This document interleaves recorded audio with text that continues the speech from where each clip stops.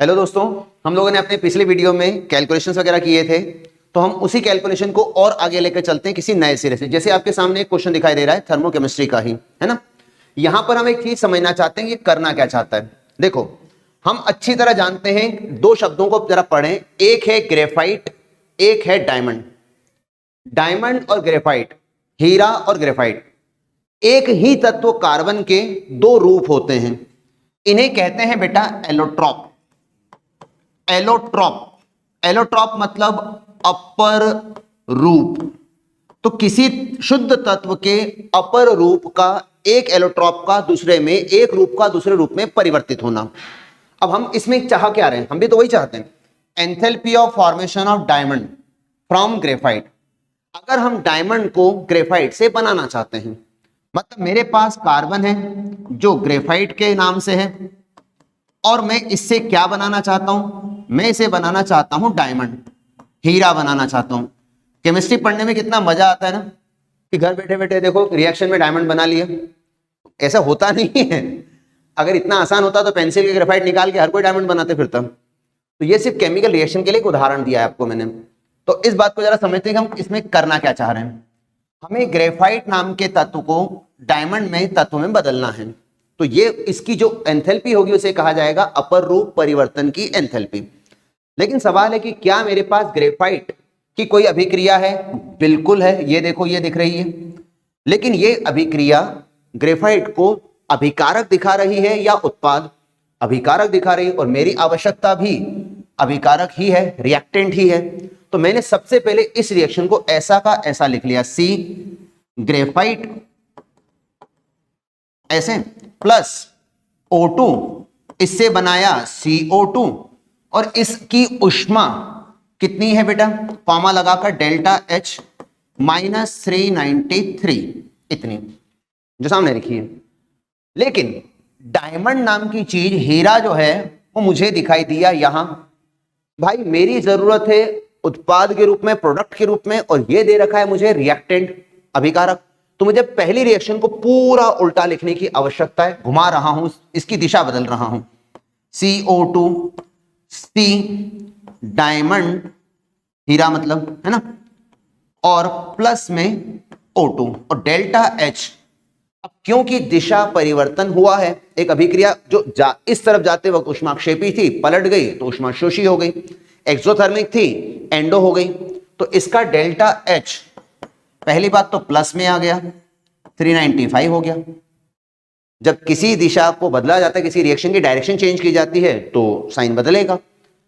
मैंने इन दोनों को जोड़ने की कोशिश की। देखो O2 से कट गया O2, CO2 से कट गया CO2, मुझे वही अभिक्रिया मिल गई जिसकी तलाश में कर रहा था। तो ग्रेफाइट से डायमंड में बदलने वाली रिएक्शन मुझे मिल गई। तो अब इन दोनों रिएक्शन का मैंने कैसे, ये रिएक्शन कैसे बनाई, मैंने दोनों रिएक्शंस को आपस में जोड़ दिया। इसका मतलब इनका एंथैल्पी भी आपस में जोड़ा जा सकता है। तो ऐसे में डेल्टा H जो आया वो आया 2, वो भी प्लस में। लेकिन सवाल है कि इसने जो डाटा दिया था वो किस में दिया था, किलो जूल में। तो ये 2 जो है वो किलो जूल में रहेगा। तो क्या मेरे पास ऐसा कोई आंसर है? बिल्कुल है, 2 किलो जूल के नाम पर। तो आंसर में कर जाऊंगा ए। लेकिन सबसे पहले ये समझो कि दी गई अभिक्रियाओं से हमने हमारे अपर रूप परिवर्तन की एंथैल्पी ज्ञात करी। देखो अपर रूप परिवर्तन की एंथैल्पी में शुद्ध तत्व एक रूप से दूसरे रूप में जाता है। ग्रेफाइट से डायमंड बनाना बहुत मुश्किल काम हो सकता है, इतना आसान नहीं है, है ना। लेकिन किसने कहा कि सिर्फ कार्बन के ही अपर रूप होते हैं? क्या किसी और तत्व के अपर रूप नहीं होते? अरे भाई हमने पढ़ा होगा P4 व्हाइट भी होता है ना, P4 रेड भी होता है, P4 फास्फोरस ब्लैक भी होता है। तो ये भी तो अपर रूप है ना। तो अगर कोई अपर रूप एक दूसरे में बदलता है, कोई एलोट्रॉप दूसरे एलोट्रॉप में जाता है, तो हर वक्त इतना मुश्किल नहीं होता। ग्रेफाइट से डायमंड बनाना बहुत मुश्किल काम है, मानता हूं, लेकिन हर बार ऐसा नहीं होता। अगर आपको ध्यान आता हो तो सल्फर S8 रोम्बिक भी होता है, और वही सल्फर S8 मोनोक्लिनिक भी होता है। तो एक अपर रूप का दूसरे रूप अपर रूप में परिवर्तन करने पर अवशोषित या उत्सर्जित जो मात्रा होती है उसे अपर रूप की एंथैल्पी कहते हैं। ठीक, तो उसी पर एक पूरा सवाल इस तरह से प्लान किया ताकि आप और अच्छे से समझ सकें। अगर हम इसके दूसरे किसी पार्ट पे चलते हैं जो हमने अब तक सीखा है, क्या है यहाँ पर, हमें यहाँ पर एक रिएक्शन दे रखी है और कहा गया है एंथैल्पी ऑफ फॉर्मेशन CH3Cl की पता करना है। मैंने पहले भी कहा था, अभी फिर कहता हूं कि जब बात आती है संभवन की, संभवन मतलब फॉर्मेशन, तो संभवन या फॉर्मेशन का मतलब होता है एक मोल यौगिक का निर्माण करना, एक मोल यौगिक का निर्माण कंपाउंड का। तो एक मोल कंपाउंड बनाना है सबसे पहले, और जहां एक से ज्यादा मोल दिखे वो अपने आप गलत। हमेशा निर्माण एलिमेंट से होना चाहिए, तत्वों से होना चाहिए, और वो तत्व जो आपको नेचुरल स्टेट में मिलता हो, शुद्ध अवस्था में, प्राकृतिक अवस्था में दिखता हो। चलो चेक करते हैं एक बार। CH3Cl gas, CH3Cl gas, CH3Cl gas, CH3Cl और HCl, तो यहां पर 2 आ गए तो इसका मतलब सीधे सीधे D तो आंसर गया, लेकिन बाकी 3 तो सही दिख रहे हैं। अब जरा उसके लेफ्ट साइड को देखते हैं। कार्बन तत्व है, HCl तत्व नहीं है, H2 तत्व है, तो A गया काम से, क्योंकि HCl में 2 तरह के परमाणु आ गए, H और Cl, तो सब तत्व कहां बचा, यहां पर। कार्बन तत्व है, हाइड्रोजन तत्व है, Cl तत्व है, Cl2 तत्व है, H2 तत्व है, कार्बन तत्व है। लेकिन अब दोनों में से क्या तय करूं? देखो तत्व है, लेकिन समस्या यह है कि Cl परमाणु है, और Cl परमाणु प्रकृति में मिलता नहीं है, बनाना पड़ता है उसको। इसका मतलब ये नहीं हो पाएगा।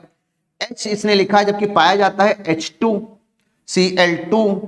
तो मेरी नजर में जो चीज प्रकृति में पाई गई वो यहां पर ज्यादा अच्छे से लिखी है, तो आंसर C की तरफ जाओ, B की तरफ मत जाओ, क्योंकि हमने जो शर्तें रखी वो उस संभवन को सूट करना चाहिए। तो ऐसे सवाल कई कई बार आते हैं, है ना। अच्छा, इन चीजों को मैंने वापस से आपके सामने इसलिए रखा है कि इससे जुड़ा हुआ कुछ शब्द आपके सामने रखना चाहता हूं। मान लो कोई अभिक्रिया, मान लो कोई अभिक्रिया है जिनसे हमें बताया गया है कि हम करना क्या चाहते हैं, मतलब एक एंथैल्पी से दूसरी एंथैल्पी निकालना चाहते हैं।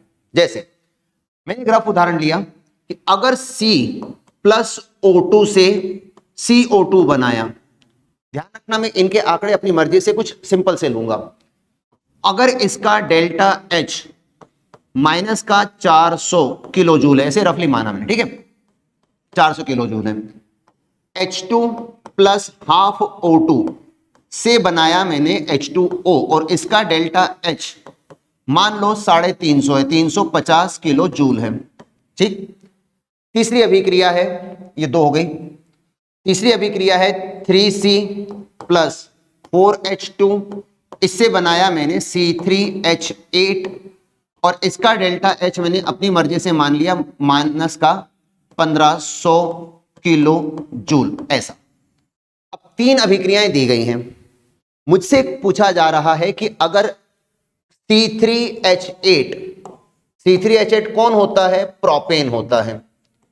अगर मुझे प्रोपेन का दहन करना है, कंबशन करना है, तो C3H8 प्रोपेन का कंबशन करने के लिए एंथैल्पी क्या होगी, मतलब दहन की एंथैल्पी क्या होगी। तो अपने दिमाग में अच्छी तरह इस बात को डाल लो कि हर अभिक्रिया के लिए हम एक ही तरीका अपना सकते हैं, डेल्टा H रिएक्शन, किसी भी रिएक्शन की एंथैल्पी, डेल्टा H प्रोडक्ट मतलब उत्पाद, माइनस डेल्टा H रिएक्टेंट अभिकारक से निकाली जा सकती है।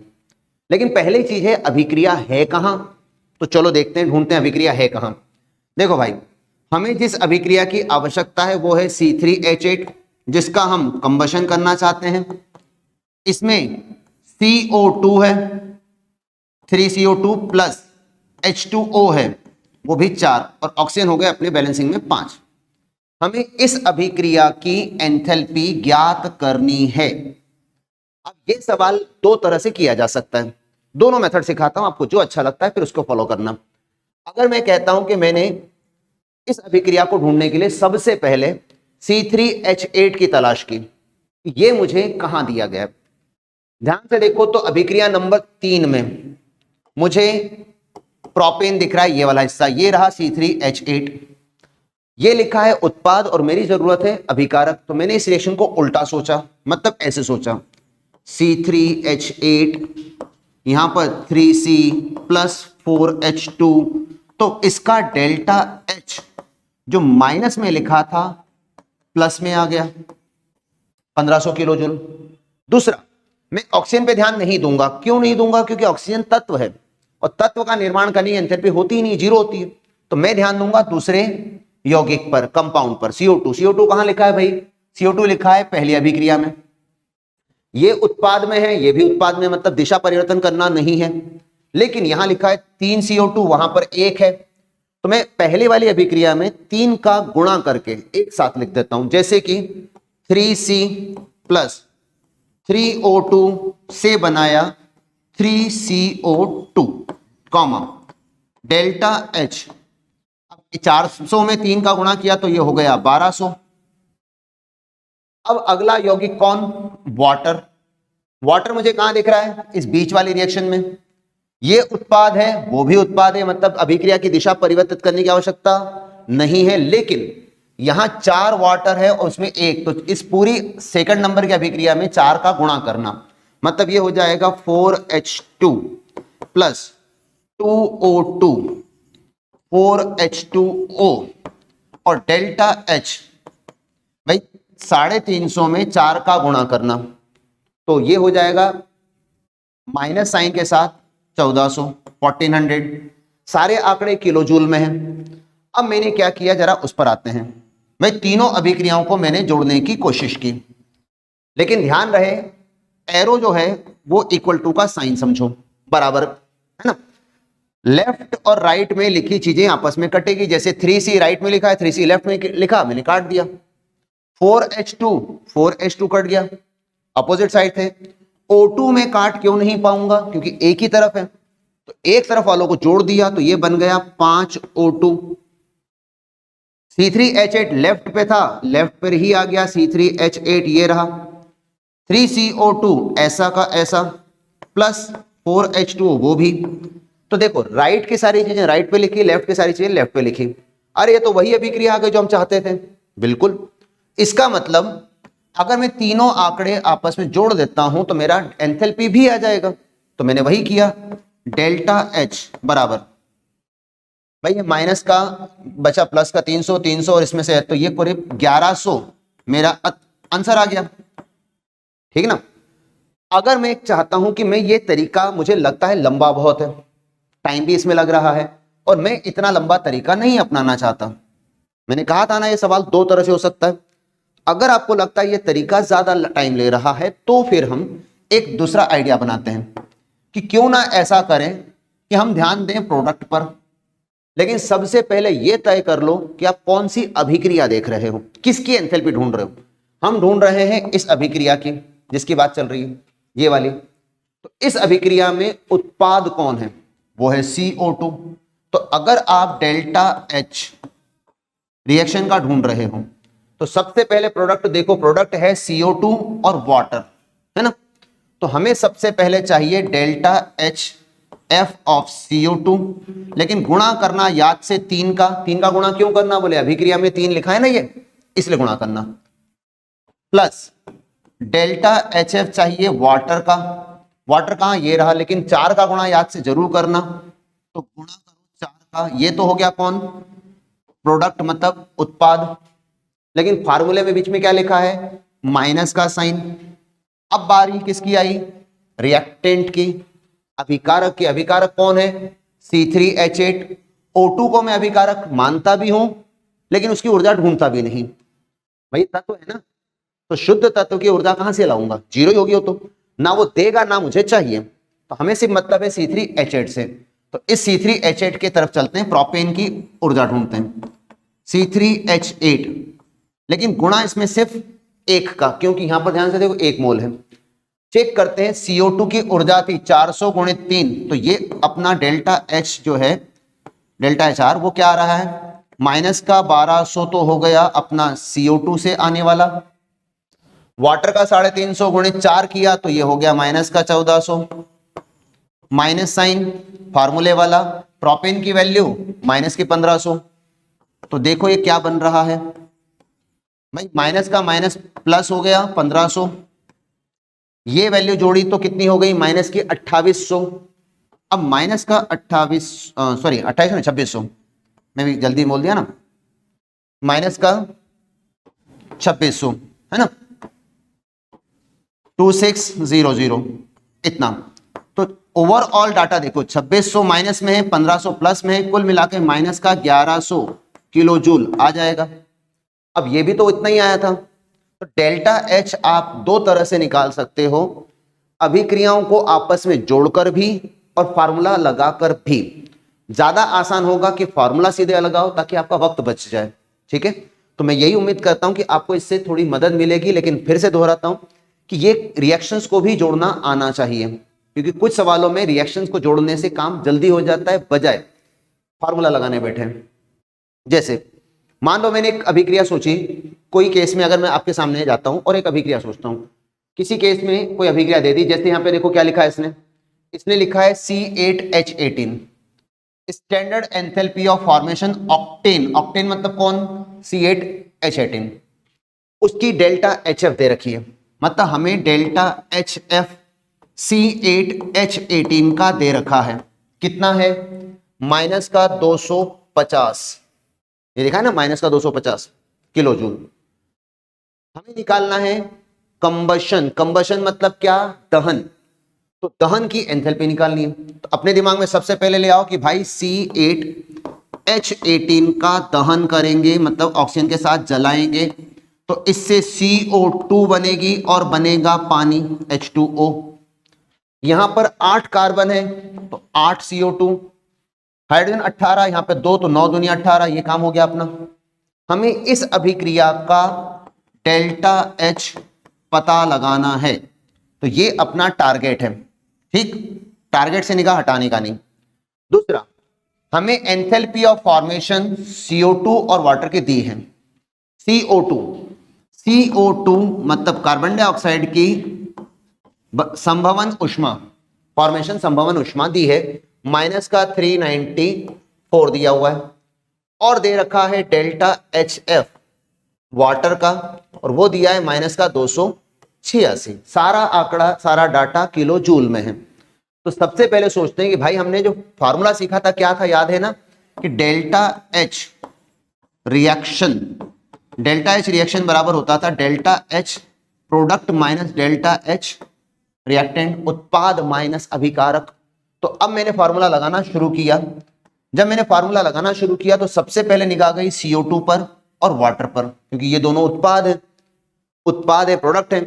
तो मैंने लिखा डेल्टा H रिएक्शन, है ना, मैं शॉर्ट में लिख रहा हूं उसको, डेल्टा H रिएक्शन, मुझे चाहिए डेल्टा HF CO2 का गुणा 8 से करूंगा, प्लस डेल्टा HF वाटर का गुणा 9 से करूंगा, तो ये तो हो गया मेरा प्रोडक्ट, माइनस रिएक्टेंट कौन है भाई, रिएक्टेंट है ये O2 को मैंने बैलेंस इनफैक्ट करना चाहिए था, किया नहीं, 16 और 9 25/2, लेकिन समस्या क्या है कि मैं O2 पे ध्यान दे ही नहीं रहा हूं। क्यों नहीं दे रहा हूं, क्योंकि सर्वशुद्ध तत्व है, ना उसकी उसने उष्मा दी है, ना मुझे कभी चाहिए होती है, मेरा ध्यान सारा C8H18 पे था। तो डेल्टा HF C8H18 हो गया। तो क्या मेरे पास तीनों डाटा है भाई, CO2 का डाटा, बोले बिल्कुल है, देखो CO2 का डाटा ये रहा, माइनस का 394, तो माइनस का 394 गुणित 8, माइनस का वाटर का है 286 गुणित 9, तो ये तो रहा मेरा उत्पाद, माइनस इसका दे रखा है कितना, इसका दे रखा है 250 माइनस में।